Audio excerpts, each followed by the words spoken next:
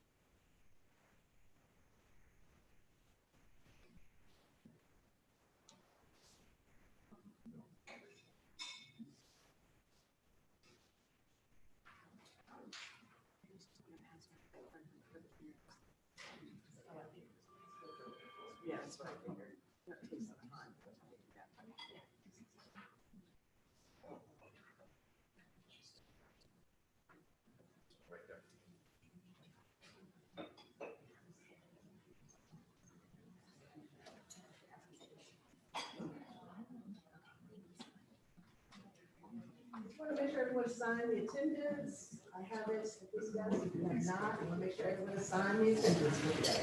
And we're going to get started. Madam Chairperson will call the meeting to order. All right, I would like to call this meeting to order. So offer to have my back to everybody. I'll use my microphone, sorry. I'm used to using my teacher voice.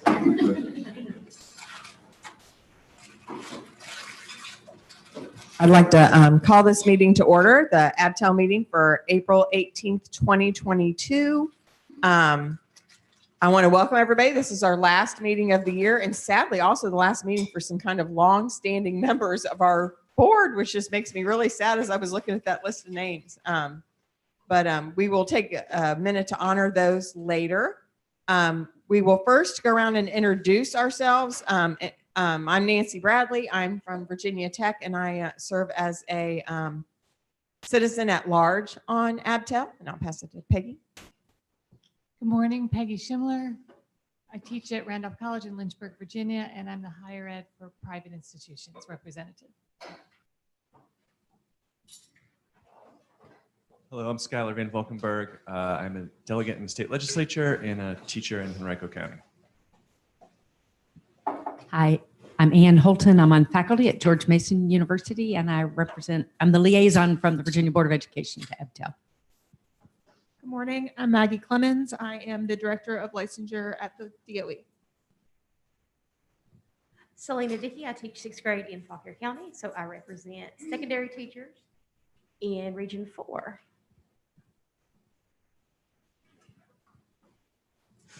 Good morning. I'm Tracy Mercier. I represent elementary teachers from Superintendent's Region 7. I am from Bristol, Virginia, and teach students with special needs.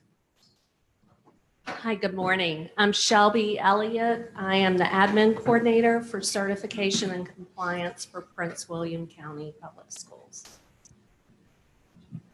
Good morning. I'm Eric Maffa. I'm a professor of education at Washington and Lee University in Lexington, and I'm a private education higher ed rep for ABTEL.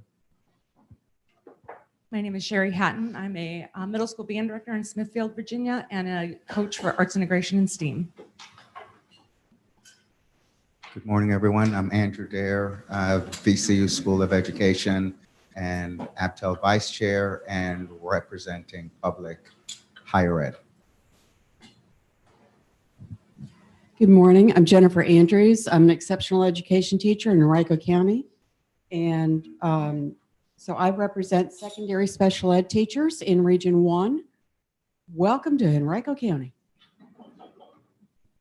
Good morning. I'm Diane Stubbins. I teach English at Fuqua School in Farmville, Virginia, and I represent non-public schools in Southside, Virginia.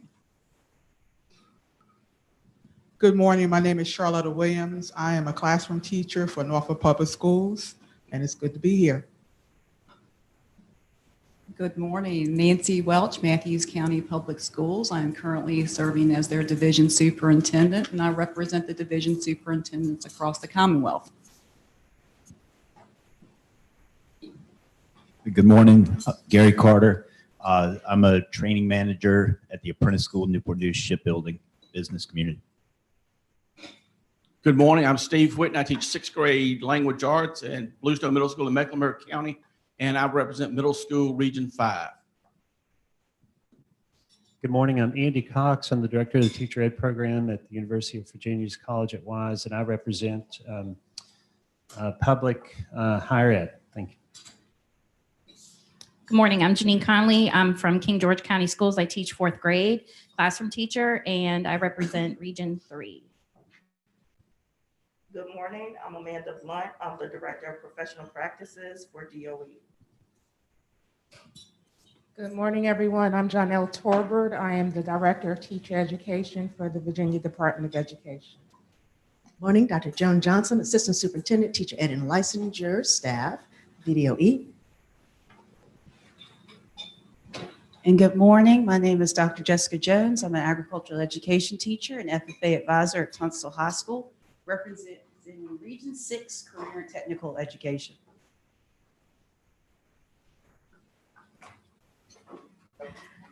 Good morning, Meg Homer, Educator Engagement Specialist with the VDOE. Well, welcome everybody. It's good to see everybody this morning. The next item on our agenda is introductions of education liaison, ex officio members, and department personnel to ABTEL, which I think we've covered that as we went around. And now introduction of guests. So I know we have some guests with us today, and so I'll bring back the microphone. If you could just introduce yourselves and let us know why you're here to visit.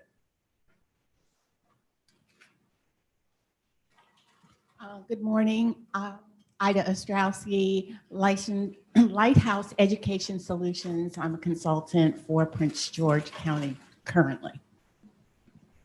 Good morning, everyone. I'm Carmen Curick, and I'm the Elementary English and Reading Specialist at the VDOE. Just here to share a little bit about literacy in Virginia with our team this morning. Good morning, everyone. I'm Colleen Cassida. I'm the Middle School Specialist at VDOE. Good morning, everyone. I'm Jill Nogaris. I'm the K-12 English Coordinator, and I get to work with these two lovely ladies. Good morning. Good morning. My name is Meg Gruber. I'm past president of VEA, and I'll be honest, I'm here to see some friends and to catch up on things. It's our last meeting of the year, so a great time to come see people. So that's good. Oh, okay. Not to put you on the spot, but we're going to have you just stop real quick and introduce yourself. Good morning. I'm Elizabeth Schultz. I'm the Assistant State Superintendent of Public Instruction for the Virginia Department of Education. Welcome to everybody. We look forward to the presentations and to hearing from our guests. All right, the next item on our agenda is the approval of the agenda. So as part of your packet that was sent out via email, you received the agenda items that will be discussed today. Are there any additions or changes to the agenda? All right, so the agenda is as presented. Do I have a motion to approve the agenda? Tracy Mercier, second. Okay, so we have a first and a second. We'll need to do a roll call vote.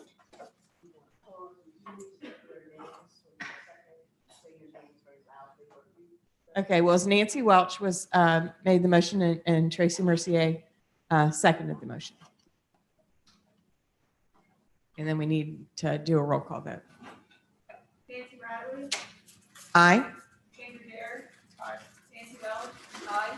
Eric Moffa. Aye. Peggy Schindler. Aye. Gary Carter. Aye. Janine Conley. Aye. Tracy Mercier. Aye. Charlotte Williams. Aye. Selena Dickey. Aye.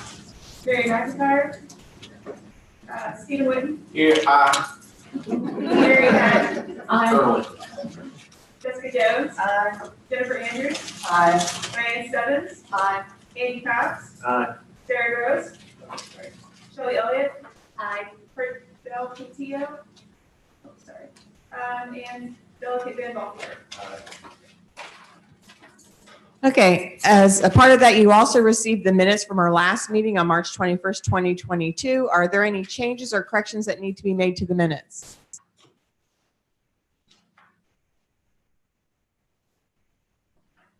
Okay, not hearing any changes. Is there a motion to approve the minutes from the March 21st, 2022 meeting? Okay. Motion made by, I've already forgotten names. Jessica Jones. Okay. And Jennifer Andrews, second. Nancy Bradley. Aye. Andrew Dare. Aye. Nancy Welch. Aye. Eric Moffa. Aye. Peggy Schindler. Aye. Gary Carter. Aye. Janine Conley. Aye. Tracy Mercier. Aye. Charlotte Williams. Aye. Selena Dickey. Aye. Stephen Whitten. Aye. Jerry Hatton. Aye. Jessica Jones.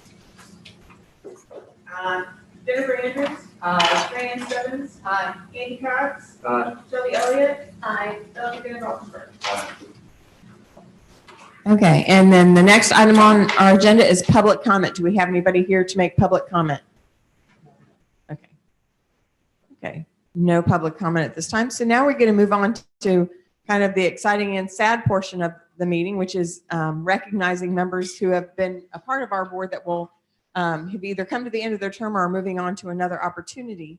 Do you have the certificates?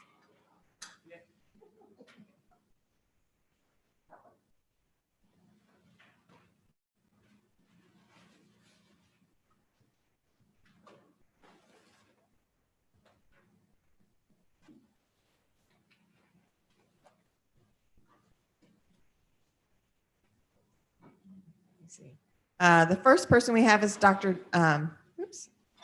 Ms. Diane Carroll Stebbins. And actually, she has had an opportunity to move on to another position. She's accepted a position as a principal. I might let you tell people a little bit about that. But so her term's going to be coming to an end early. Thanks. I was sort of tapped for this because I've been there for 17 years, but I really learned so much from just my short time with you all. You've been very generous with me, and I was really excited to be a part of the conversations that you all had, and I wish you all the most luck going forward. I'll still sort of keep tabs on the website, but thank you for all of this, and you do really important work. Thank you so much for your service. Next, we need to welcome Miss Nancy Welch. Nancy has been with us for a long time, and it's just really hard to imagine ABTEL without her. So this representatives for distinguished service as the Division Superintendent Representative of the Advisory Board of Teacher Education Licensure since July of 2016. Thank you so much. Thank you so much. I was speaking with Stephen a few moments ago, and I made the comment to him that I did not realize how important this advisory committee is my first year. My message to each of you is know the importance of what you do with these meetings. Take in the information, ask those questions, challenge the answers if need be.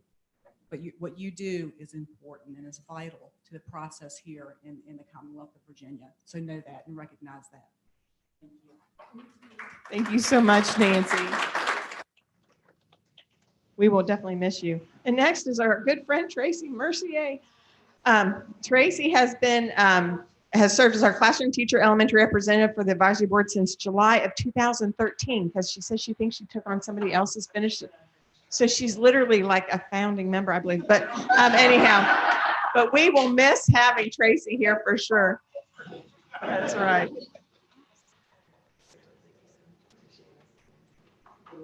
Thank you. Thank you so much, Meg Gruber, for submitting my name. And this has just been an amazing experience. I will never forget. Just like Dr. Welch said, the work you do here is incredibly important.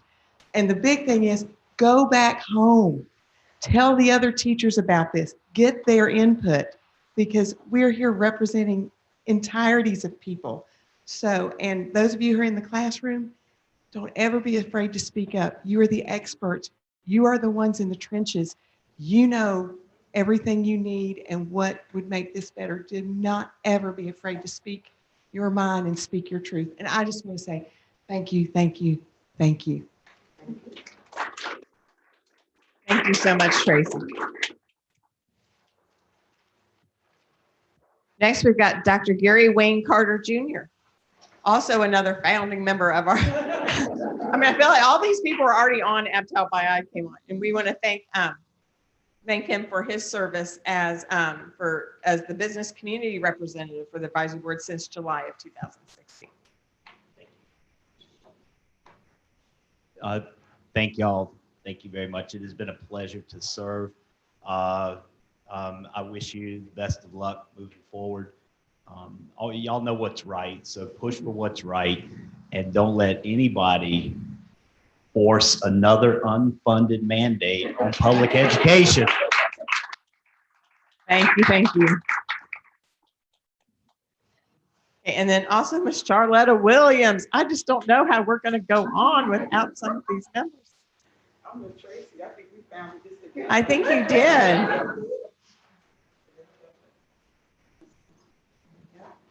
Charlotta has been our representative, let me see, for classroom teacher for since 2013 as well.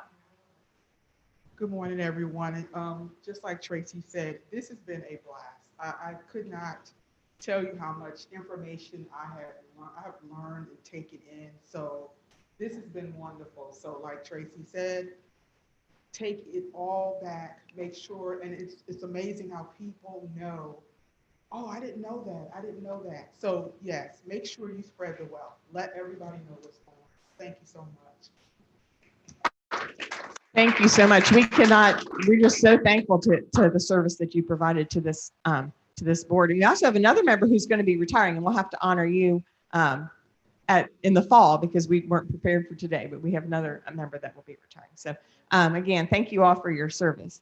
The next item on our agenda is Ms. Elizabeth Schultz, Assistant Superintendent of Instruction.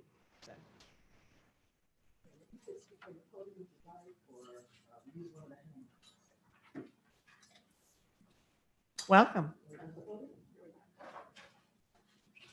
I'm not so much of a podium person. So good morning, everyone. I'm really pleased and honored to be here, especially this early on. We had hopefully had tried to do it the previous month, but coming from Northern Virginia, I just got my family moved and settled here in Richmond. For those who don't know, my name is Elizabeth Schultz. Previously served on the Fairfax County School Board for 8 years, and then I served as the Deputy Director of the Office of Educational Technology for the U.S. Department of Education. And my husband and I just celebrated our 31st wedding anniversary last week, and I celebrated it by moving to Richmond. I actually was born here in Richmond, so it's a little bit of a homecoming. I grew up visiting my grandparents who lived right behind University of Richmond. My mother was from here. I come from a mixed marriage. My dad's from Brooklyn. My mother's from Richmond. So, but I'm pleased to share a little bit about what's happening in our Virginia Department of Education, and from Jillian Balow, our new state superintendent, who is from the great state of Wyoming. This is a scale for her in that Wyoming is an elected position as state superintendent. And so it's a little bit different for us having one appointed here for her. But we have really started off well together. There has been a real effort to look at what the governor's priorities are in terms of enhancing and improving opportunity for all students in the Commonwealth of Virginia. That's something obviously I've been deeply involved in. I have 4 sons who range in all kinds of abilities and capabilities. I'm a parent of twice exceptional student, of students with IEPs and 504s, so I'm very grateful for what you do. I have dyslexic students, phonemic awareness, processing deficits, so special education is one of my many passion buckets.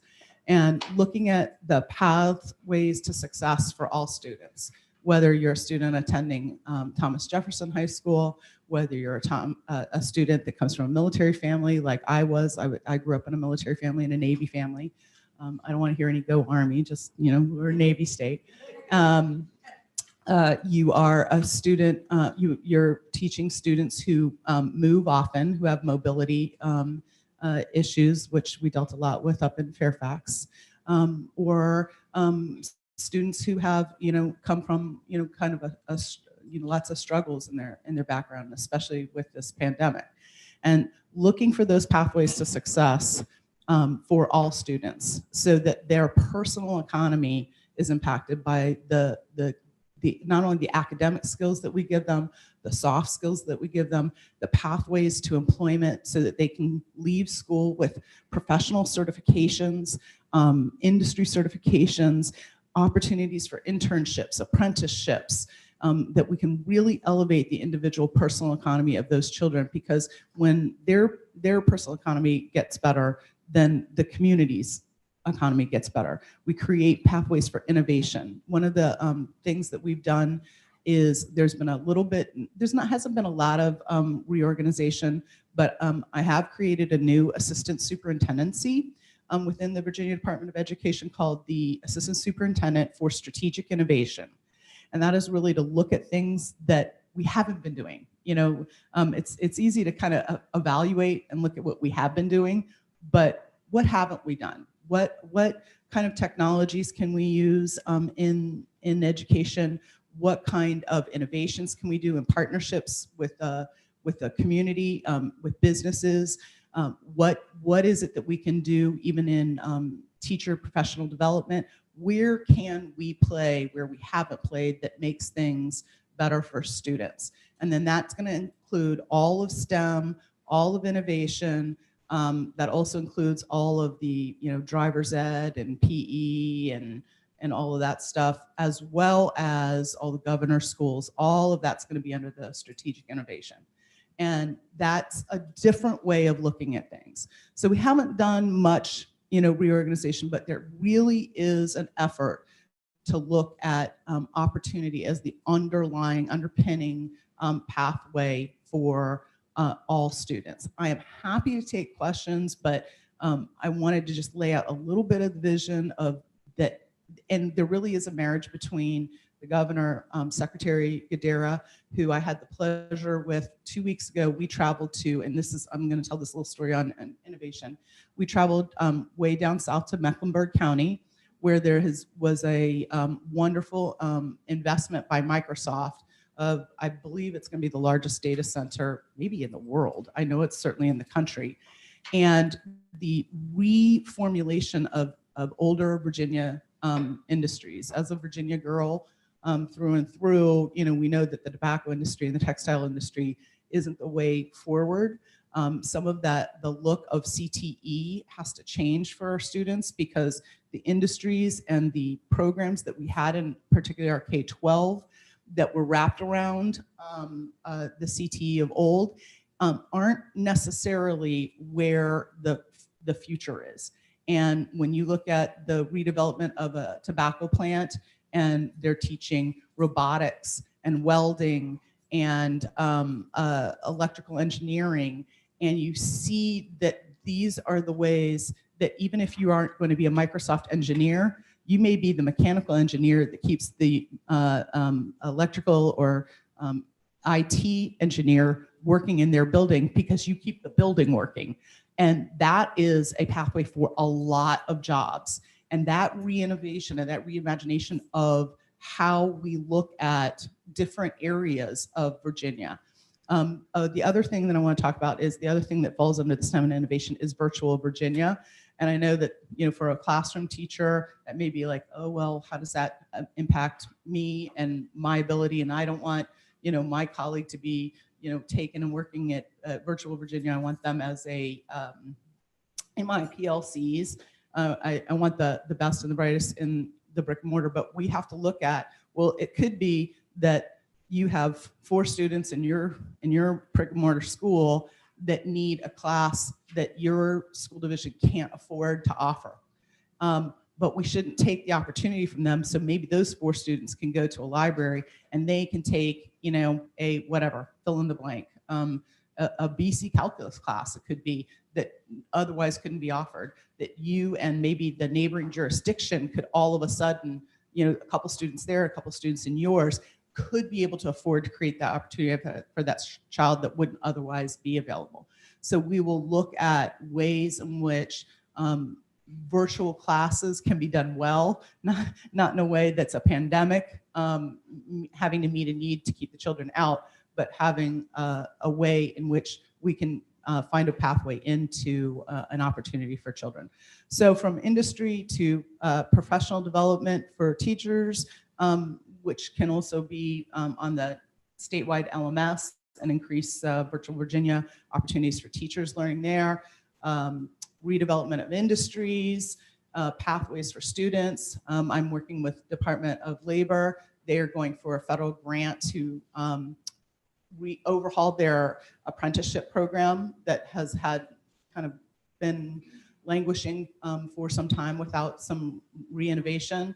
And if they get that grant, they really will have a wonderful new apprenticeship program for 16 to 24-year-olds.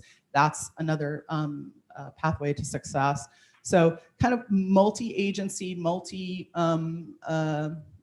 thought processes around how we can look and breathe new life into some of the chances for our students and also make your lives a little bit better as teachers. So are there any questions? No? Wow, that was like, I didn't get schooled by any teachers. That's great. I passed the test. All right, thank you very much for the opportunity to come and speak to you today.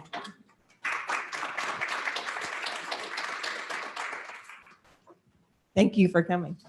And we have a presentation now from the Literacy Act implementation, literacy resources and next steps. I'm just going to call her Miss Jill because I don't know that I can say your last name. I apologize. What is it? It's Nogaris. Nogaris. I know. Remembered you saying it. Oh yeah. Miss Colleen Casada and Miss Carmen Curick. And as they're coming, I'll introduce as you're getting prepared, and I will pull up your slides. The board received the overview of the presentation and the introduction, which I want to highlight. If you had not had a chance to review that, again, it outlines the timeline as well as the legislation that is associated with their presentation. As you saw from the overview, right, various components across agency will be involved with the implementation and the rollout of the response to the legislation. And so I just wanted to point those things out to you, and especially for those that are working on our licensure or your teacher education committees, please listen and think also regarding how this will impact our teacher prep programs, as well as any licensure credential decisions that this committee could be really tagged to make some really critical decisions about. So today their focus is really on their area in the department, and they'll highlight that. But you were given the additional details on the legislation as well as the timeline for those things. So I just want to make sure everyone received that as well. Good morning, everyone. It's so wonderful to be here. Again, my name is Jill Nogaris, and I'm the K-12 English coordinator in the Office of Humanities, which is in the curriculum and instruction side of the house. So just wanted to spend a few minutes today kind of giving an overview, like the highlight reel of kind of what happened at the Board of Education on March 16th work session. I am joined today by my colleagues. We have Carmen Curick, our elementary English and reading specialist, and Colleen Cassida, our middle school English specialist. So they will take turns speaking at various points. But we just kind of wanted to give you, we were told brief, so a very high level overview of a meeting that went about 4.5 hours. But at the end of this presentation, which I know Joan is going to get out to you, we have included the links if you want to go watch any of that presentation or look at any of the resources or go back and look at any of the work that we cite in the research that's included there. So we do have that for you if you want to take a deep dive later. So this is, again, just a very high level overview. We're gonna, if you could go to the next slide, Joan. We're gonna just talk about the science of reading. That is kind of what the term people feel like is being thrown around right now. So we just kind of want to give a broad overview of what that entails and what that looks like. How we look at literacy in Virginia. As you know, or you may not know, I'm not sure, the Virginia Literacy Act is really targeting K-3. And our office works K-12. So we want to show you what that looks like and how that kind of infuses in together and how that spirals up and how the K-3 programmatic changes will influence and impact that 4 through 12, especially as you're thinking about teacher education programs and what some of that instruction needs to look like. And then just to give you our continued focus on literacy, kind of action steps that we've taken and kind of where we're going. And then just to leave you with those resources and references. And then we can try to answer any questions. But I will say that a great deal of of this is still in the works. If you hadn't noticed, the Virginia Literacy Act is set to be implemented in 24-25 because there's a lot to ramp up. So we don't have all the answers yet. And I know they're still actually tied up in considering, at least last I heard, how the budget for all of this will work too. But we are certainly able to try to entertain questions. And if we can't answer them, maybe we can at least collect them and come back at a later date, or at least get you some feedback through Joan so that you have the information.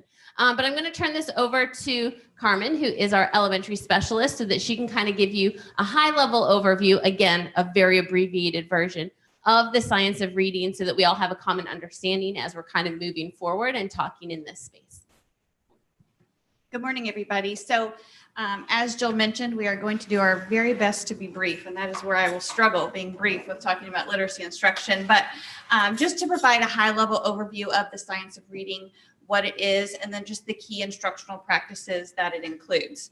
And I do urge you to go back and watch that March 16th board meeting, because I do go more in depth into all of the slides that I will share today, as we all do with all of the slides. So next slide. Thank you. So just what is the science of reading? The Virginia Literacy Act does very specifically have definitions of the science of reading and evidence-based practices. So I urge you to go and look at those definitions, and Jill will share a little bit about that later. But just a brief overview definition is that just looking at the research and evidence behind how humans learn to read and how reading should be taught. We know that as when we're born, we are born with the ability to learn how to speak and learn those language skills, but our brains are not wired to specifically read. So really looking at the research and evidence behind that. You can Google the science of many different career fields, and it all kind of goes back to that same idea of looking at the research behind that particular subject.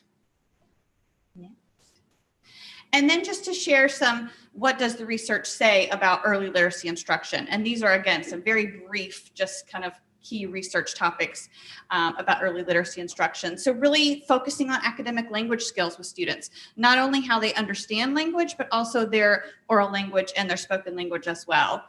Developing the awareness of sounds, of segments of speech sounds. Again, we learn those speech sounds very early. How do we connect print to those speech sounds that we know? And then teaching decoding skills, and then ensuring that students read connected text every day, that they're really applying what they're learning to text that is more than one sentence long, many sentences kind of connected together. And early literacy that often looks like texts that focus on those phonics skills that they're learning. Next, please. And then probably the most notable piece of work when it relates to literacy instruction is the National Reading Panel's report from the year 2000, which really lays out the 5 focus areas to really be focused on when looking at early literacy instruction. We often hear of those being referred to as the 5 pillars of literacy, or the big 5. All of those things, but really focusing on phonemic awareness, phonological awareness, fluency, vocabulary, and comprehension. And then just the growing amount of research as time has gone on about the need for being explicit with those things, and systematic when it comes to teaching those big 5 areas. And then this chart, which you will get the slides to this later, I know it's very small, but this chart just really shows how those 5 areas, how the Virginia Standards of Learning for English are interwoven into those. What standards relate to phonemic awareness, what standards relate to phonics instruction, fluency, vocabulary, and comprehension, to show that alignment. And then just to round out, if we were to walk into a classroom that is really focused on the science of reading, really focused on that research, these are some things you might see, depending on the time of day or when you walk in. But these are some things that you might see. Direct instruction around decoding, encoding, comprehension, reading wide variety of literature, having that specific focus on phoneme awareness and how it relates to how those speech sounds relate to print. Systematic and explicit instruction. Systematic and explicit meaning we tell the students what we want them to know, and we're following a scope and sequence, a continuum that builds from easier to more complex skills, connecting it to their prior learning. And then focusing on vocabulary and that language, like I shared before. Building background and listening. We know if they are decoding a word, if they have sounded out a word and put the sounds back together, but they have nothing in their background to connect it to, they still haven't read the word because they didn't understand it. And then really connecting all of what they're learning in history and science, and really focusing on that and bringing that all into their literacy to build their background as well. Next, and then I'm going to pass it to Colleen. And again, she's going to briefly share just some additional information about literacy in the Commonwealth. Yes, good morning, everyone. So again, quickly, I made myself some notes because we can talk passionately about this for a while, and I know we're on a timeline. But just to kind of make some connections for everyone to see where we are in the process, where we have been in Virginia, and how that does connect to what is coming forward in literacy. So when we talk about comprehensive literacy in Virginia, we are talking about really just like that integration of all of our strands, and that's reading, writing, research, communication, and multimodal literacies. And it really is just kind of taking all of those pieces and how we connect that to other content areas. And so that's just something that we wanted to keep in mind when we talk about comprehensive literacy in Virginia. And here's our standards. So you'll see this is just a snapshot of what our interwoven kind of model looks like. And so it's kind of the idea is if you cut a rope in the middle and you looked at it straight forward, you see how they are connected, the reading, the writing, the research, and the communication to kind of bolster that. And this set of standards actually was the first set of standards that was developed under the new profile of a Virginia graduate to include the 5 C's. So it really was an opportunity to look to see how we can build those skills together underneath the bigger picture of what it takes to be literate. Next slide. And so when we think about our skills in K-12 English, they spiral. They spiral all the way from kindergarten to 12th grade. And so this spiral really is highlighted in the concepts and the skills and the processes that are throughout our framework of K-12 literacy and our English standards of learning. Each grade level is kind of designed to build off of that, which is what Carmen was speaking to in best practices that supports that science of reading, that you start at the beginning with kind of that explicit teaching of certain skills, and then it folds into more complex skills as we get into the upper grades of elementary, middle, and then high school. And so we're just going to show you an example on this slide here. This is the example of setting.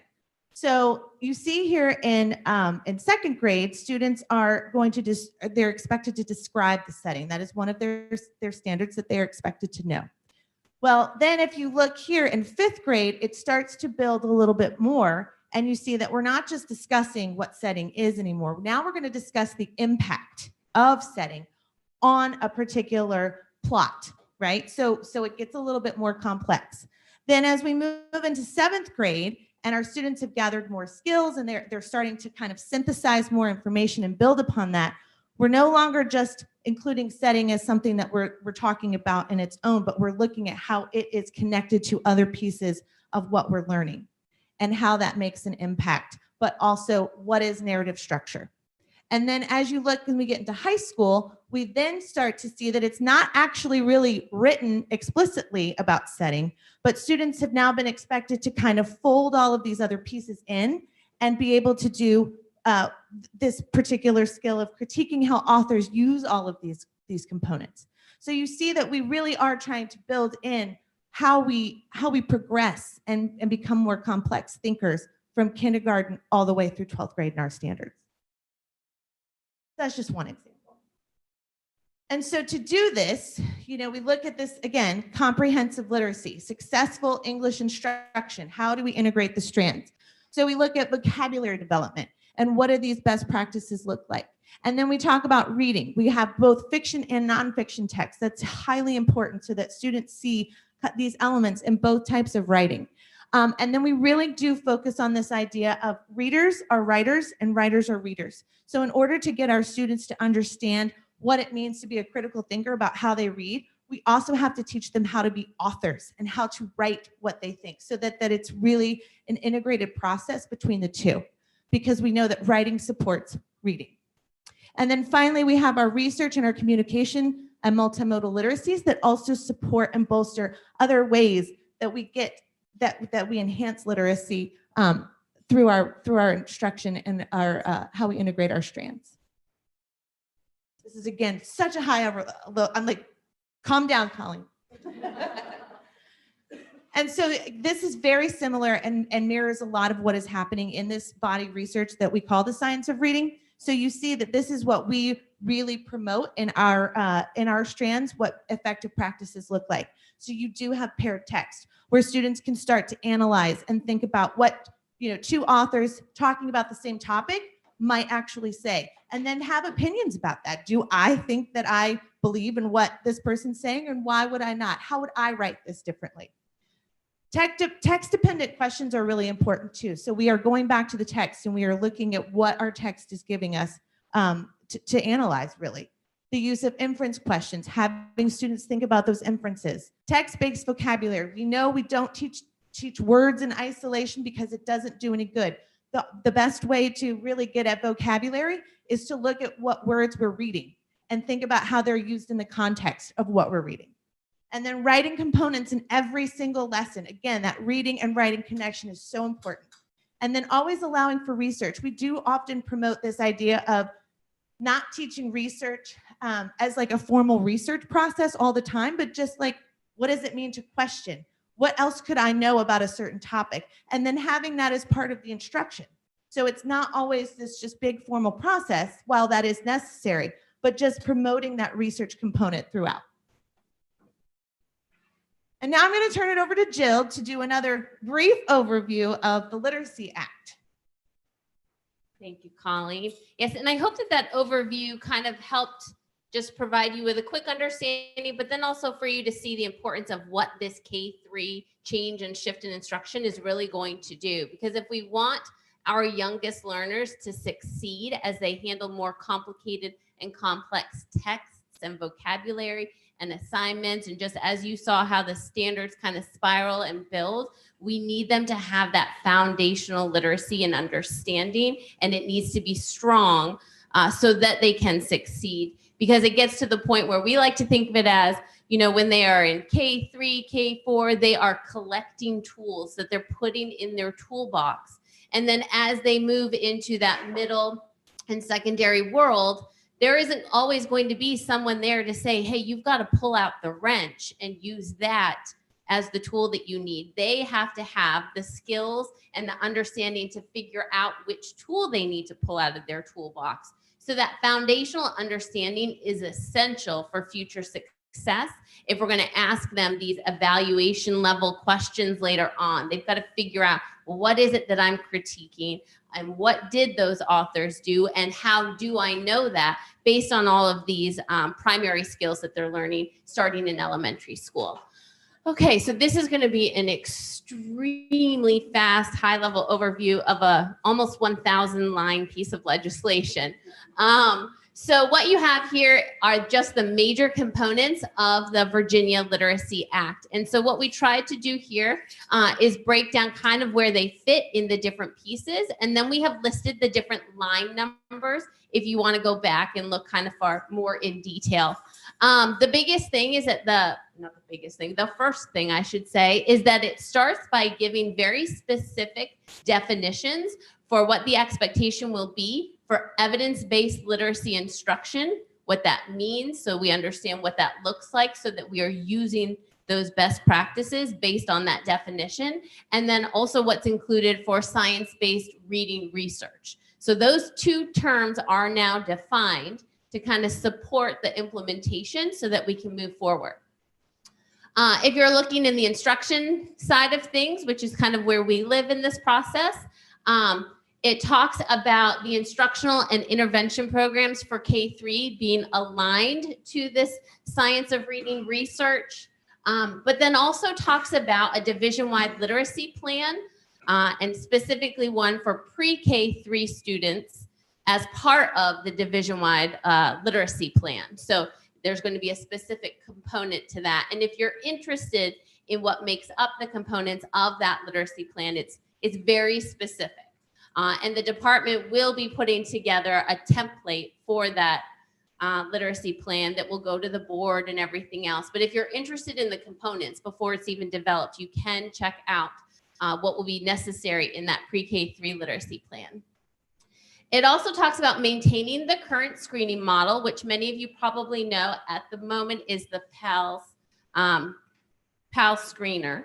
And so that maintains that. We are at the same time going through a pilot. We are updating and revising PALS. We're calling it PALS 2.0 at the moment. And we are revising and adding some additional tasks to kind of bolster that screener. That screener is 20 years old and has never been updated before. So it is actually going to be rather comprehensive, and there's an entire task force that's looking at that as well. That's going to go all the way down starting for 3-year-olds, and it's going to go all the way through 3rd grade. They're also looking at a PALS Espanol version too. So this is the screeners are in different phases of pilot. I know that the pre-K pilot will be ready for full implementation sooner than the K1, 2, 3 pilot. And then the Espanol pilot and K1, 2, 3, my understanding is if it stays on track, should be ready for implementation in the 24-25 school year. So those are kind of some things that are happening. So we are maintaining that state screener, but we are improving that state screener to be far more comprehensive and bring in all of those aspects of the science of reading and language acquisition and kind of make it far more comprehensive.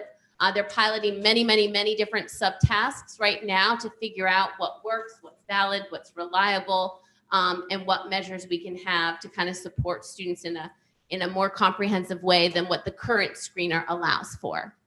But we will be maintaining that screener, and then students who are identified by that screener or another screener, if your school division has applied for a waiver and is using something else, will now have specific support and intervention. We've always had intervention with the Early Intervention Reading Initiative, but this Virginia Literacy Act kind of looks at individual reading plans for those students and looking at what the components will be for that and how we will be supporting students through instruction, whether that's core instruction in their classrooms or it's intervention and additional tutoring and working with parents as part of that process. So to identify a students where they're having some challenges and weaknesses and what we're going to do to support those students, and then what that kind of looks like at the end of the year. So all of that is laid out if you're interested in what the components of that individual student reading plan are and all of that. And then again, like I said, it ensures the parents are engaged in the development. We are also, as identified in the legislation, going to be creating parent resources and a parent resource page where they can pull materials to support their students in their instruction at home as well. And then there is a staffing requirement that is laid out in the legislation that is 1 reading specialist per 550 K3 students. So that is defined. It was a little looser before, and so now that definition has been added to secure those positions for students. It also requires principals and says certain teachers. That is also laid out in those lines if you're interested in finding special education teachers, elementary teachers, reading specialists. It goes through the different licenses that are kind of attached to that as to what kind of professional development will be required for those teachers in science-based reading research and evidence-based literacy instruction. So if you're interested in what that looks like, we don't know exactly what that's going to look like yet, but if you're interested in kind of what we're hoping to do and who we're hoping to target would be involved and interested there. And then teacher licensure, which is an educator prep, is probably what you're most interested in, is probably what I know the least about at the moment, but I can support this as far as I can. All right. Oh, there we go. Fantastic. Okay. So it talks about the literacy assessment for initial licensure for anybody who's going for their initial licensure, or if they're taking an alternate path to licensure for certain endorsements. And again, if you go back and you look at those lines, it specifically says which endorsements too. It has to include a rigorous test of science-based reading research and evidence-based literacy instruction. So that will be a new requirement. And please remember that the implementation is 24-25. So it feels far off, but it really isn't in terms of getting things going for all of that. And then again, for anyone seeking initial licensure with those certain endorsements, they need to complete study in science-based reading research and evidence-based literacy instruction. And then there is a micro-credential program that is there for a add-on reading specialist endorsement that would be provisional for 5 years to kind of support this work, just to kind of get this up and running. So it is a provisional 5-year. It doesn't replace the reading specialist endorsement in any way, but it would allow for us to have more reading specialists sooner on a quicker timeline. And then, no, you're good. You're good. And then it just talks about anybody who's in the pipeline to become a teacher is going to need to have coursework and or training and they will need to demonstrate mastery in science-based reading research and evidence-based literacy instruction. But again, we are still working through what all of that looks like, but it's certainly something that this group should be considering and maybe sharing feedback with Joan as we're kind of working through this process. Okay. Can I ask yeah. And Joan, could you go back that one?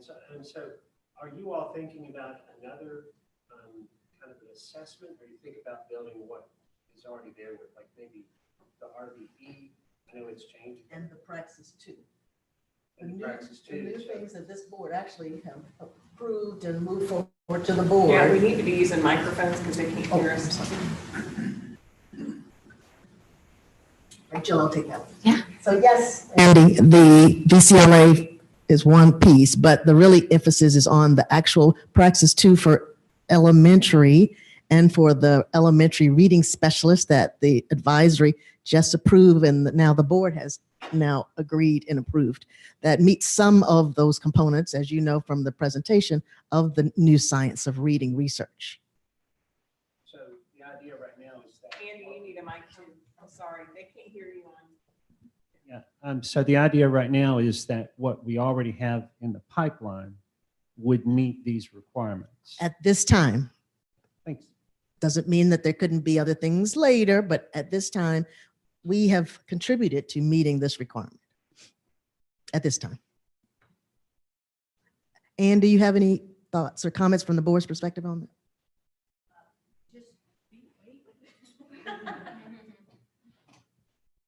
On this point specifically, I think I'm correct in understanding that the praxis revisions, yes, are moving in this same direction. So hopefully it's already embedded in the work what you all have recommended to us.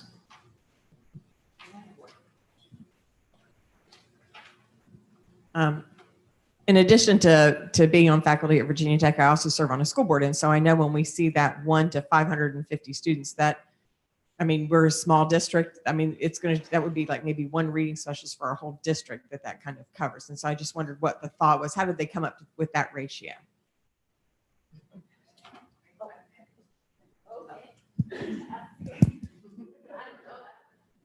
Our legislator representative stepped out of the room at just the right time. Oh, good.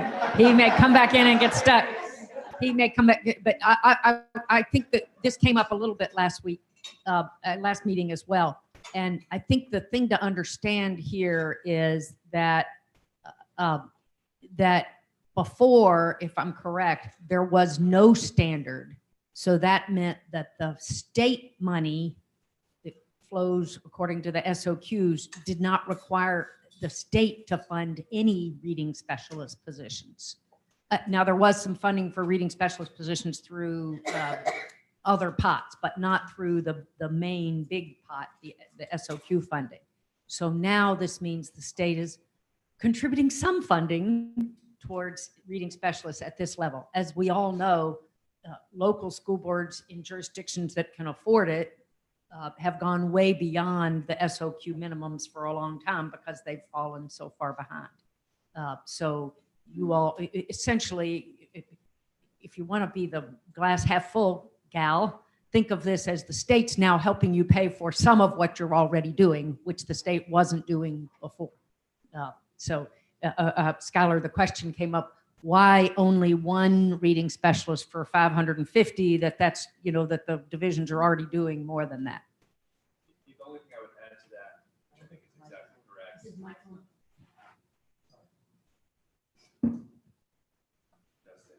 Testing. There we are. The only thing I would add to that, which I think is exactly correct, is that typically when we have these conversations around the ratios, it starts at one number and it kind of fluctuates as the budget fluctuates. And so I don't remember off the top of my head where that started in the process. You can go to LIS and see all the different draft versions of where it started. But for example, a couple of years ago, we were trying to get to that counselor ratio. That's the kind of gold standard. And then once the budget happened, it got to this kind of slightly bigger, alas, number. And so I think kind of moving forward, I think the fight, just as it is with counselors, is to just kind of continue to chip away and get it to be a lower and lower number, which I think we're going to need to do eventually. But yes, I mean, Ann is right about this is at least the state starting to play in this field.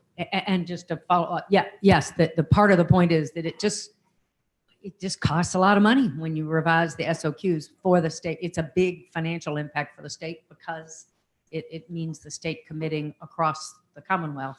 And so to go from from nothing to something costs a lot, even if you aren't getting to where it should be. And there was a recommendation. The Board of Ed does have a prescribed number of a ratio for reading specialists, but I'm embarrassed to say I don't remember what it is. But that may have been what the starting point was, or what the goal would ultimately be. Money.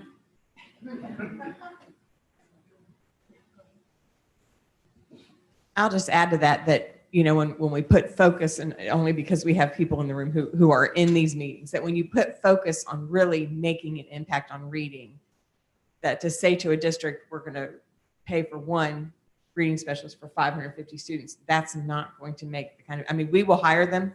There's like other things, I mean, we will pay for them, but it does really, I mean, if you think about really trying to make an impact on those reading skills in that early grades, that's just my point.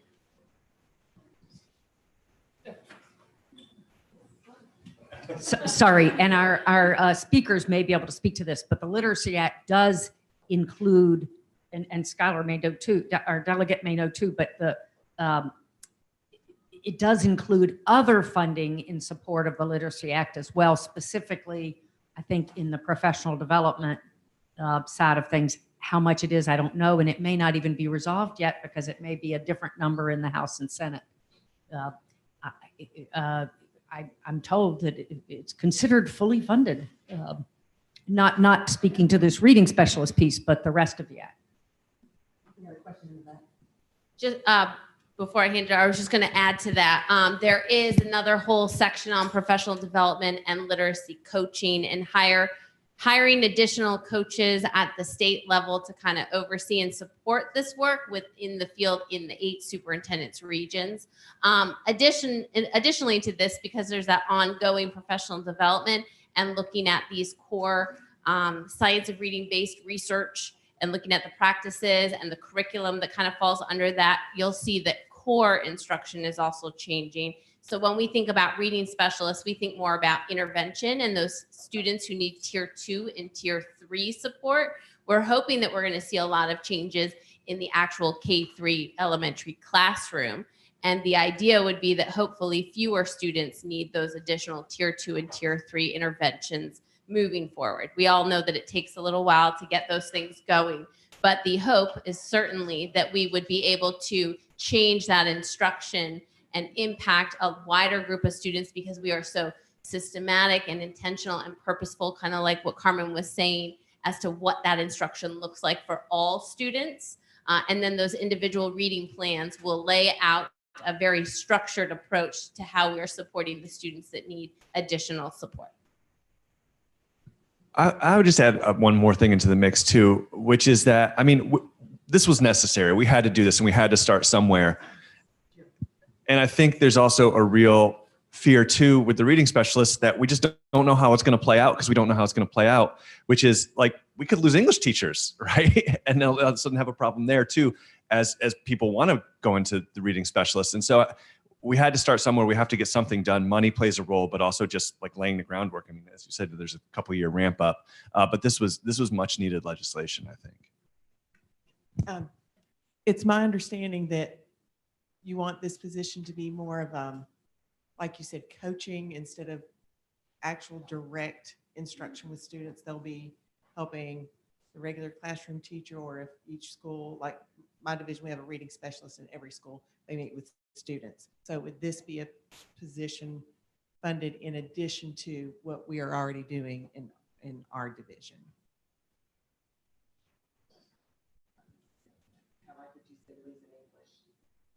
Yeah, so the coaches are different than the reading specialists that are funded in this. So the reading specialists are hired to work with students, and those literacy coaches are going to be working, because again, this will be a major shift K-3 for core elementary classrooms as well. So working with the reading specialists who in a train the trainer model might be the ones, because it's sometimes easier to pull them. They don't need subs necessarily. However, that could work to provide some of that training that they can bring back to their schools. Because again, we don't have all of the details, but that coaching model will support each of the regions to bring that back to classroom level instruction. I also have a concern with the micro credentialing for reading specialists. There's been experiences where there's not actually, I tell my students don't say it actually is. Come on, just do what you teach, Ms. Mercier. Where there's a student who's a master's student adding special education endorsement as an add-on. And then, they talk to you and they say, well, I don't want to miss any students. I'm afraid I'm going to miss some students. And I said, well, there's a process in Virginia. You have to do child study. You have to do your interventions. And she's getting the student's getting a Master's of Arts in Teaching, special ed endorsement add-on, and did not know there was a process for special education. So I have great concerns with micro-credentialing and add-ons, because I don't know if they're getting that basic foundation. And again, we're demanding this rigor, and it's not being funded. There you go. Thank you. One more question, and then think about wrapping up. Yeah, I have a question. I think Gary was before. She was right at my knees. I just had a quick question about the initial licensure will need to complete study in science-based reading. What's the definition of complete study? Are we looking at one of the programs like Letters or Gillingham or Wilson, or is that the faculty member that's teaching the class is teaching the science of reading? I didn't hear it. No, you're good. We do not have that all laid out yet. So I'm sorry, I don't have that answer quite yet. We would work with them once they confirm those specifics. Yeah. And prepare the colleges, and then that would be part of your program review. One last thing, and I don't know this is a question, maybe a comment, is that as we consider those funding models, maybe we could look at 550, maybe with an and or, because what I'm thinking about is the number of identified students that may qualify, because certain schools may have much higher numbers than other schools, and that if we only have one per 550, but the school is in need of 2 or 3 based on identified numbers, then maybe funding models could reflect that if there's an X number of students, then additional fundings could be there. Just a comment.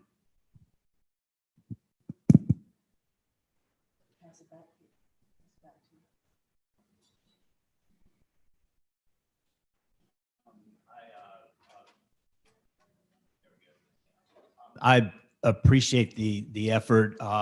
The something is better than nothing. And I understand the funding issue. I'm with Andy. I believe that we may consider the 1 in 550 has concerned me since I heard it the first time. It seems like it would be based on division need. We've got the screener in place, so they're going to bubble to the top anyway, and that funding could come from that. but I do appreciate the effort by the state. I do not think that the importance of the literacy of Virginia's children should fluctuate with budget. That's a bad message to send out.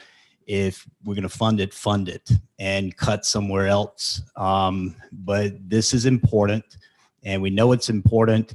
And you cannot run a school system on the SOQ numbers. That is a utopian set of numbers by which the state funds, excuse me, the school systems. The larger school systems, they can absorb that, but the smaller school systems are struggling, and they're not going to be able to. And the smaller systems are also the ones who are likely to need the additional reading specialists, and those systems are not going to be able to hire the additional staff because the SOQ numbers will not get funding from the state. So you're looking at a reading specialist who applies for an application to have 550 students a year to spread herself or himself around to that number of kids in need. I would like for the state to consider something a little bit different and more realistic. We'll wrap up. So I know you're trying to help us move on, but just briefly, I'm sure everybody here is aware that the Board of Ed has for a number of years now pushed for a comprehensive SOQ reform update, and the legislature's been whittling away at it, and they've made some improvements, but we haven't yet had the comprehensive update that we need. And so we'll hope to keep pushing for that, and know all of you all are hopefully talking with your local legislators about it. This project, I just don't want folks to think that this reading specialist number is going to stymie the effectiveness, because really the Literacy Act is much more comprehensive. This is one small piece, and the real point is this is tier one work, as Jill said. This is going to retrain and rethink and coordinate what's going on in all the K-3 classrooms. If it works right, we're going to be training our teachers in pre-service and in-service. We're going to be aligning curriculum and the intervention, the tier one curriculum and the intervention programs. And so if it works, it's going to be comprehensively changing, creating less need for reading specialists to do intervention, because the primary education is going to be so more effectively aligned across all sectors. So that means ABTEL, I think your work should be, and you should be demanding of all of us and of yourselves, to be focusing on what do we need to do, because 2 years is going to go like this, to get the ed prep programs where they need to be, to get licensure where it needs to be, to get professional development in service. What are we doing for teacher education and licensure to make sure all of our teachers have what they need, and that curriculum, the teacher education and licensure is aligning with the curriculum. If we do all this, and I don't remember if we talked about this last week, but we did have a presentation at the Board of Ed from Mississippi. And now, Mississippi started at a much lower, they had a lot more room to make up than we did, but they had some very dramatic results from doing this kind of a comprehensive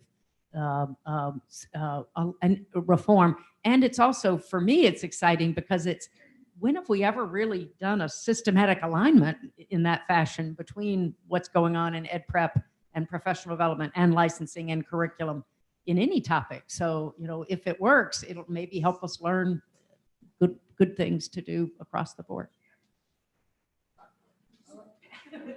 One thing on that is,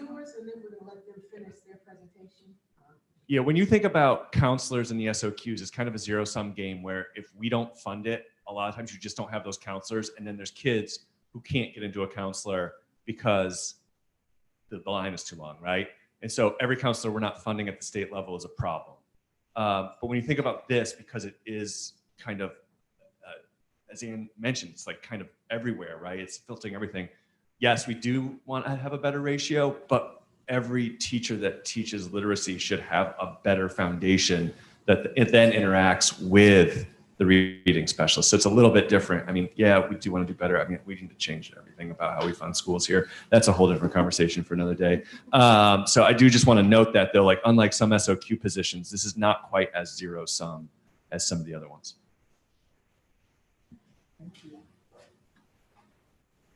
Okay, I think we fast forwarded to my last slide, but no worries. You'll have it all when you get a copy of this presentation. And like I said, this is a portion of what we did through the work session on the 16th, which we have also linked at the end of this. So if you haven't and you really want to hear the nitty gritty, like Ms. Holton shared about listening to Mississippi and kind of their process, our superintendent of public instruction shared some thoughts on the process. The board definitely shared some thoughts. We shared a lot of information. It was a collaborative process. We did have our assistant superintendent of special education and student services there. Our early childhood deputy superintendent was there. It was a very comprehensive afternoon. So I do encourage you to go back and look at that, but I will just leave you with these kind of final thoughts of what we're kind of looking at. Obviously, we have the continued initiatives of this Virginia Literacy Act and what that looks like. We will not be sitting down for more than 2 seconds as we kind of look to how we need to change things and how we need to collaborate with several other offices. And then again, as I mentioned before, since we are going through that PALS screener revision and the PALS 2.0, what that looks like for teacher support and the family supports that are going to be there. If you were to check out the PALS site right now, it's not fully up and running, but you will see that it's a completely different look in terms of resources that are there, education that's available for teachers, any daycare workers that want to check it out, parents that want to look, so that everybody this can be all encompassing and we can all be circling around students. This is kind of for everyone. So it's not just about that K-3 classroom instructor, but it's about where are kids before and after school, where are they when they're at home, and what supports can we put out there so that this becomes everyone's responsibility. And then thinking about that micro-credentialing, we talked about what that could look like with the Virginia Literacy Act. We also are exploring some additional potential micro-credentialing. I don't know that it would go towards any kind of certification, but it could be almost considered like a master class where we really want to look at adolescent literacy. We have a lot of kids once they get past that 3rd grade, especially right now, that probably aren't where they need to be. And so what does that look like? Especially if you're talking about secondary. Many of us were English majors when we were in college. There wasn't a lot on literacy and reading. You might have taken a content area literacy class or a disciplinary literacy class, but there wasn't a lot about how do you support students in 7th and 8th grade who really truly don't know how to read. So we're looking at some micro-credentialing opportunities where we can support some of that adolescent literacy moving forward, just to give some best practices and evidence-based practices to kind of support teachers who find themselves in that situation. And then also exploring, if we can get the funding, some micro-credentialing for literacy leaders. What does that look like for principals? What should they see when they're in these classrooms? For reading specialists, for literacy coaches, for division level leaders. A lot of, especially our smaller divisions, might have somebody who's over like K-12 everything, and they may not have a literacy background at all, but they might find themselves over K-12 literacy. So how do we support those people who are trying to support our frontline workers right in the classroom? So we are looking at expanding. I mean, I know we all have different definitions of micro-credentialing, but looking at some professional development at least that would support different levels of learners based on where they are in their journey. So I think that just leaves you with the resources. I've linked that Board of Ed work session so that you can go watch it. We did write up a 41-page report on everything about literacy in Virginia, if you would like to explore that. And then there's the much expanded presentation that this is just a few slides from. And then we just wanted to also link you to our Standards of Learning page, which is kind of a launching page for everything else that our office kind of does. So if you're interested in seeing what we've done for Family Literacy Night, for different professional development that's been offered K-12, because again, we are a K-12 office. So while we are focused today on K-3, we're really excited about what this could mean for 4-8 and even how it could impact high school. And also, I'll just leave you with the idea that we're really excited to work with the board and with the General Assembly on this. As you can see, we are an office of 3.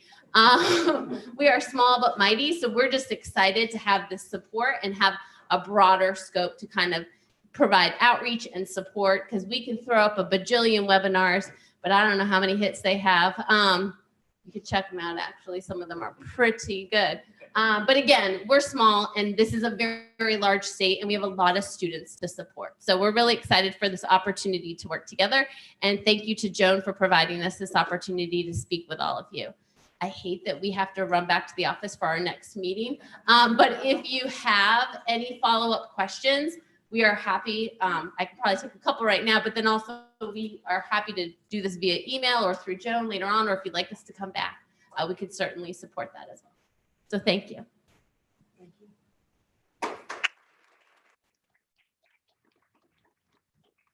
Oh, okay. Thanks. Just I guess summary, you know, I'm an educator too at heart. Just to emphasize where we're going a little bit, a previous presentation by Leslie, our policy director, kind of introduced this at a previous meeting, but just to highlight, and again, this will be shared with you as we continue in the fall on really unpacking a lot of this information.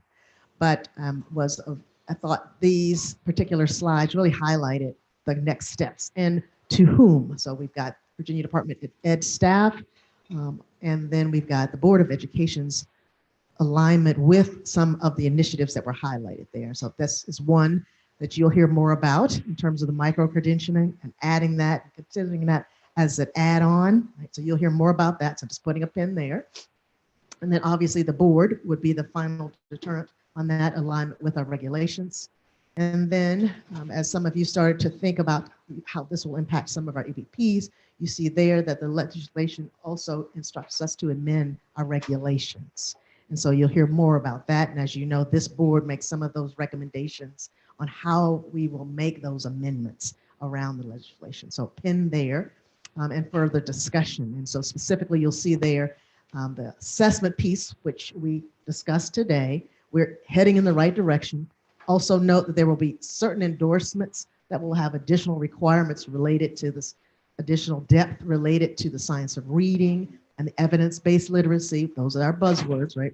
And then programs providing a program of coursework and requires such students to demonstrate mastery in those areas. So see those differences there. So just emphasizing those, especially for our EPPs and those that will be working with those licensure issues. Thank you. Okay, and just to say, we're not looking to offend anybody. We just represent different groups, and we know how this is going to be received as it comes back to districts and back to higher education. So we just want to make sure that we're representing our the people that we're here to represent well. The next item on our agenda is item number 1, review of amendments to the licensure regulations for school personnel to comport with federal guidelines related to accredited institutions of higher education. Ms. Maggie Clemens. She's probably a little scared to come talk to us, but. I've been dreading this one item all year. And actually, I'm just going to come up here because this mic is hot, and then you guys can use your the mics to ask questions. Pleased to present, maybe, item to the board recommending review of amendments to the licensure regs and the approved program regs to comport with federal guidelines related to accredited institutions of higher ed. Back in February of 2020, a letter was sent from USED notifying state agencies that they would no longer be considering regional accrediting bodies. It would be under the umbrella of nationally recognized or institutional recognition of accrediting bodies. And then we had an opportunity, we had several folks who had reached out to us about it because we were getting questions from IHEs about admitting students into their EPPs where they had graduated from a school that was not regionally accredited. And so we actually had an opinion from the Office of the Attorney General on this so that she could review it, and also reviewed it with the Council for SHEV.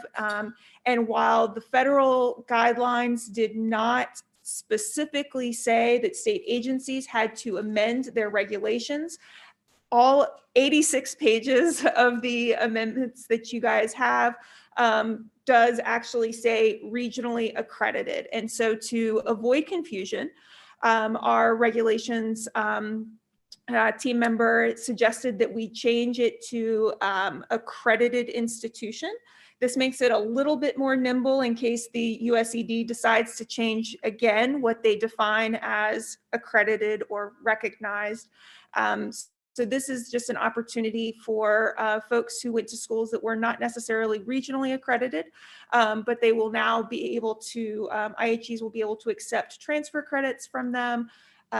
They'll be able to sit for state licensing boards, that type of thing, because as it stands now, our regulations do specifically say regional accreditation. And so this is just comporting with those federal guidelines to make it a little bit more user-friendly and transparent to folks who are trying to figure out our regulations as they read the 86 pages that were given to you as part of an amendment or the attachment. Happy to answer any questions on this. Yes, Andrew. Here you go. So my question is,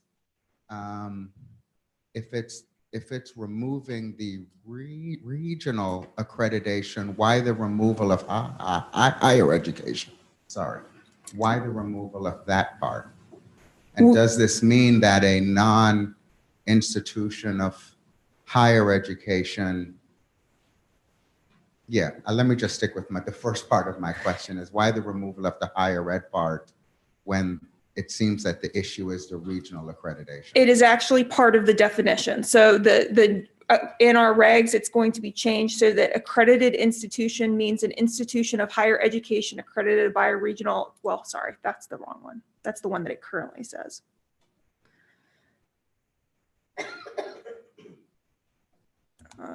Sorry, I've got to move to my other attachment.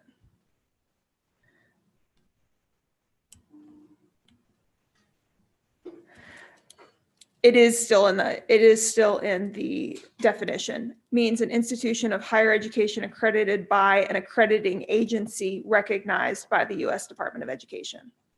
So we keep higher education in there. It just brings out a regional. And I like the other part. I would also emphasize recognized by the U.S. Yeah, it's recognized by any U.S. institution. It's just not any institution of higher ed. It has to be recognized. It is recognized.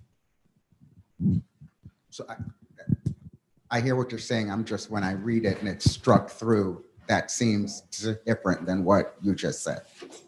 It's under a few places where it is like under the CTE. I just saw it. Hold on. Just trying to find it again. About attachment B, right? I don't want to. Yes, yes. The strikeouts and the highlights. So the definition itself, as it currently states, accredited institution means an institution of higher education accredited by a regional accrediting agency recognized by the U.S. Department of Education.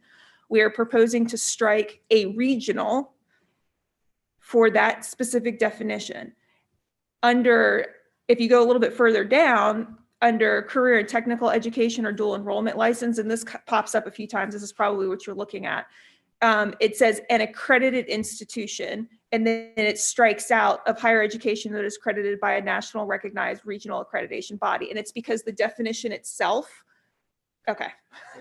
Yes, it's safe space. Our regulatory team member is new, and he is trying to help us clean up a lot of the redundancies in our code or in our regulations. And I'm really thankful for that, because there's a lot that can probably be taken out that is a redundancy or just makes it a little bit more confusing than it needs to be. It doesn't take it out. Mm-hmm.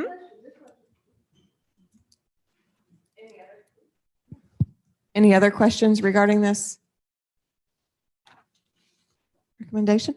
All right. So we do need to have a motion to approve this. Am I correct? Yes, ma'am. Okay. So The advisory board for teacher education licensure is to make a recommendation to the Board of Education to approve amendments to the licensure regulations for school personnel and regulations governing the review and approval of programs in Virginia to comport with federal regulations. So do we have a motion? So move Peggy Schimler. I heard second Gary Carter first, and then we'll need to do a roll call vote. Aye.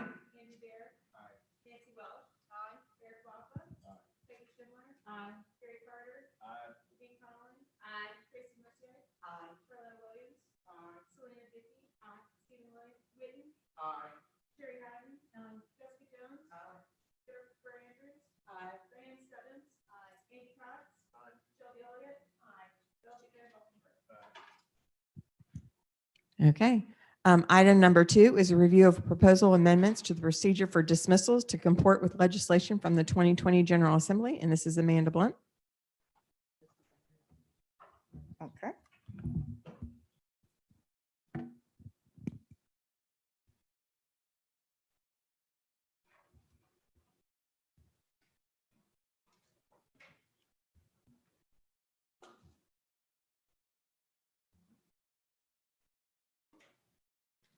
Just as a brief introduction, generally most Of our alignments with the regulations are with the school personnel and with the approved programs.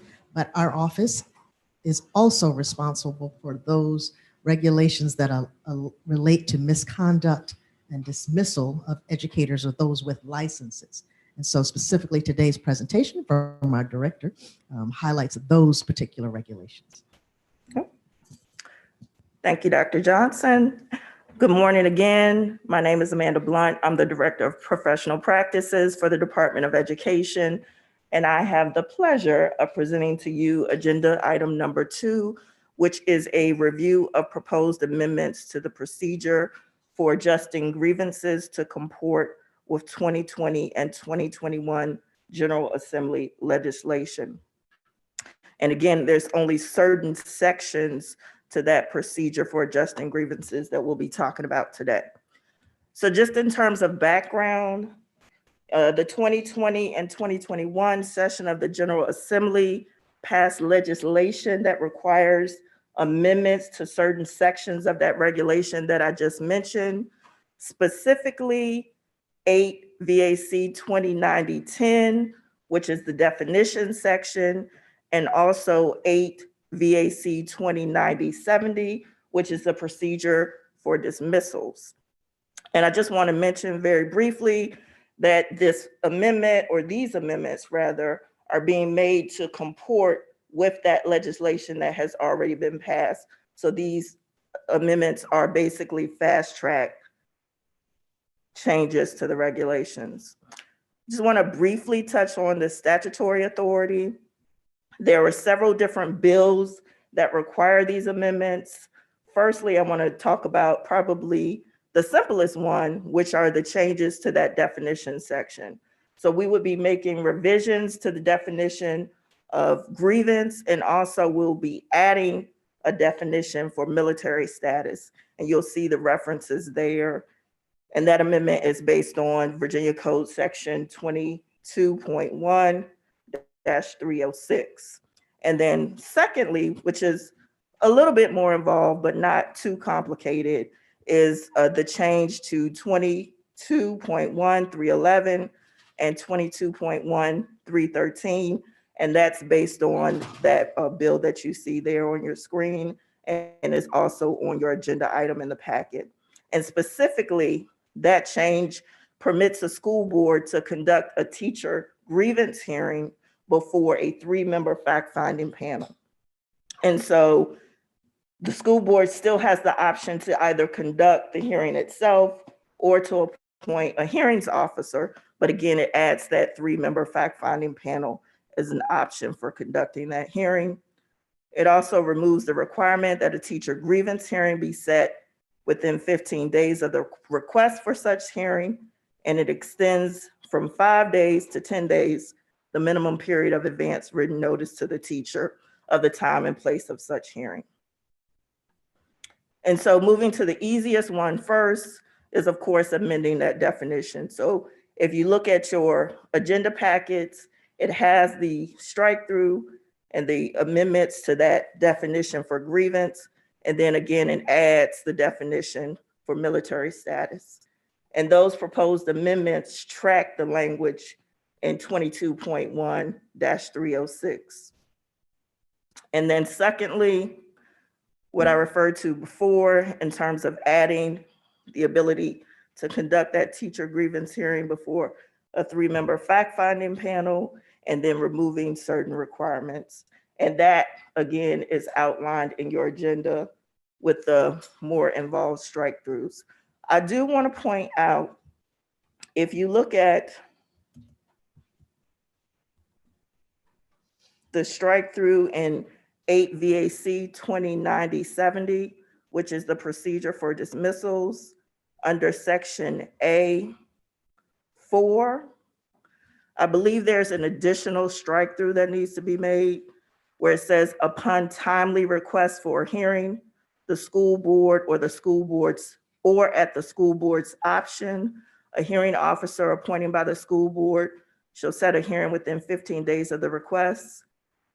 I believe we need to strike through the school board, or at the school board's option, a hearing officer appointed by the school board shall set a hearing within 15 days of the request. And so that sentence should read, upon a timely request for a hearing, the teacher shall be given at least 10 days written notice of the time and place of the hearing. And that's an additional revision that needs to be made. And again, these are revisions are just to conform with those statutory changes that were made in 2020 and 2021. Are there any questions?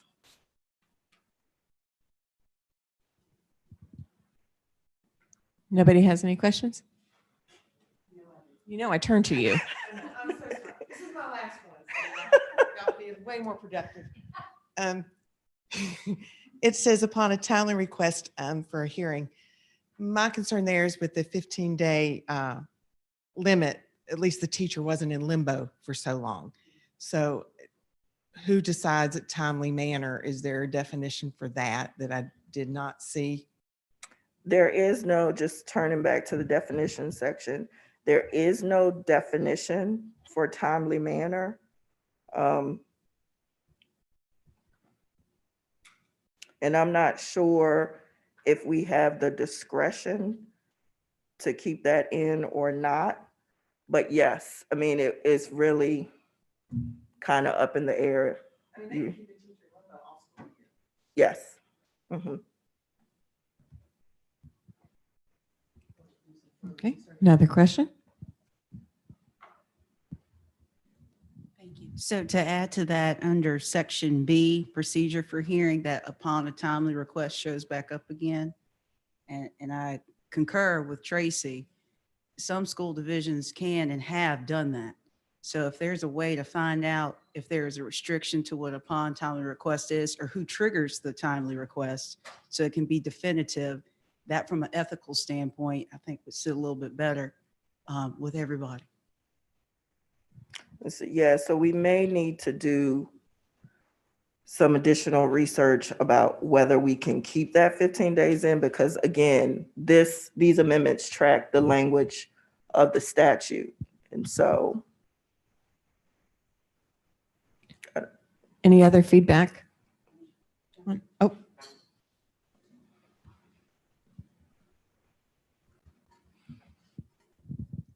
So I'm very glad that the panel is back in the legislation. But what if having served on several panels, hearing panels for representing a teacher, my concern is, what if the division chooses the hearing officer? Is there any recourse for the teacher to appeal that, or they're not in a position to require the hearing panel, but that was the goal of I know of our VEA's position, that that's the best thing for the teachers, is to have a hearing panel as opposed to a single hearing officer that's appointed by the school board. So that's my big concern. And you are correct. I mean, according to the way it reads, the school board has the option to either appoint the hearing officer or the 3 fact-finding member panel. I guess with the 3-member fact-finding panel, however, the teacher does have some input in being able to select one of those panel members.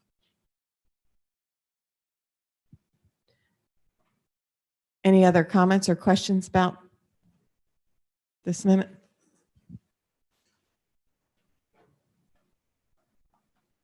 I have a question which probably reflects my ignorance on this issue, but what's the difference between a hearing officer and a fact-finding panel? It seems that the hearing officer would be potentially making a decision impacting that teacher, where the fact-finding panel would be gathering additional information. So the hearing officer is just one impartial individual that would be appointed by the school board. The fact-finding panel is, again, 3 different members, one selected by the teacher, one selected by the school division, and the 3rd fact-finding panel member is selected by those 2 panel members who were previously selected. And that 3rd member would actually serve as the informal or impartial, rather, hearing officer. So would the hearing officer make a decision impacting that teacher? Correct.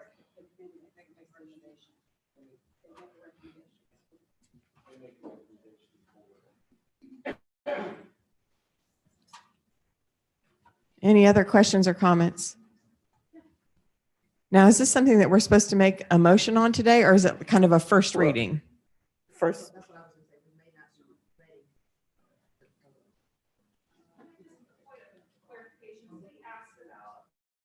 Here, do you want to take?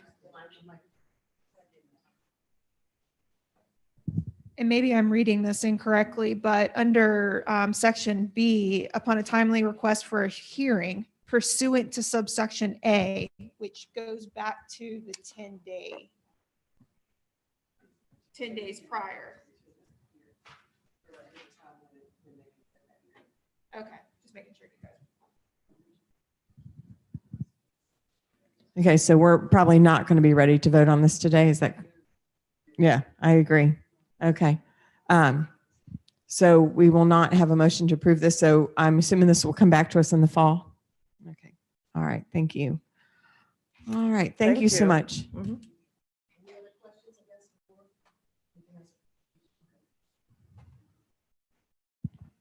All right. The next thing on our agenda is liaison reports. Do we have any liaison reports for today?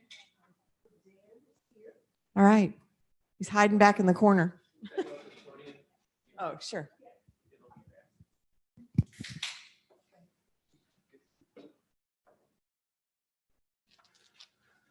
Good morning, everybody. This is the liaison report for the Career Switcher program.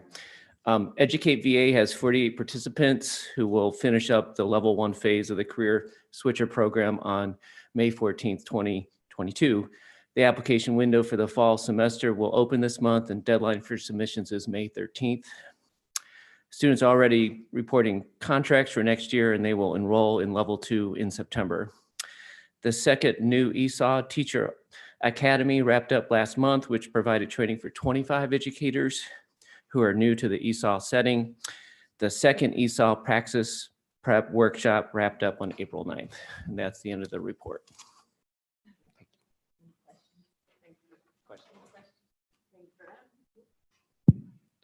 Any questions?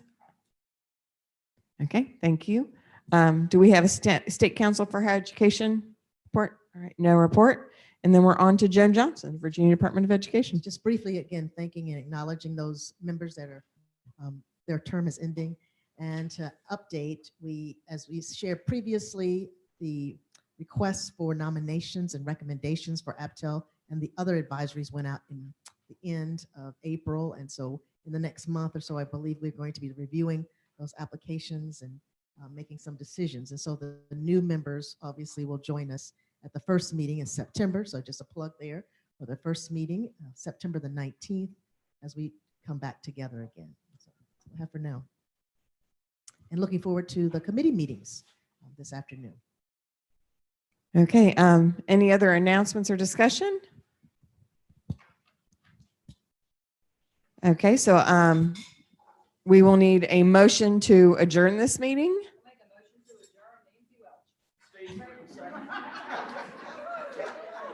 All right, Nancy Welch made the motion. Who's got the second? Steve Whitten got the second. All right, and with that, we are adjourned.